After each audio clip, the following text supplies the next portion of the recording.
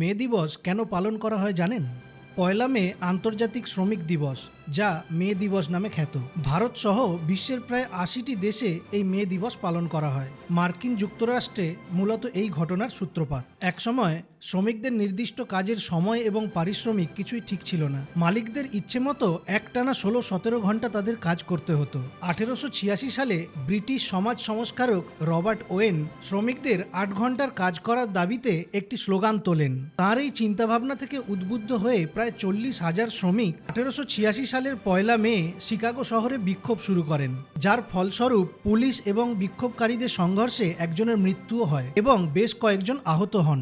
এরপর 4 মে পুলিশের কিছু কর্মকর্তা এবং শ্রমিকদের মৃত্যু হয়। তারপর থেকেই বিভিন্ন ট্রেড ইউনিয়নগুলি পয়লা মে থেকে শ্রমিকদের ৮ ঘন্টা কাজের দাবিতে লাগাতার আন্দোলন চালায়, যার ফলস্বরূপ পরবর্তীকালে 1 মে আন্তর্জাতিক শ্রমিক দিবস হিসাবে স্বীকৃতি পায় এবং শ্রমিকদের ৮ ঘন্টা কাজের দাবি মেনে নেওয়া হয়।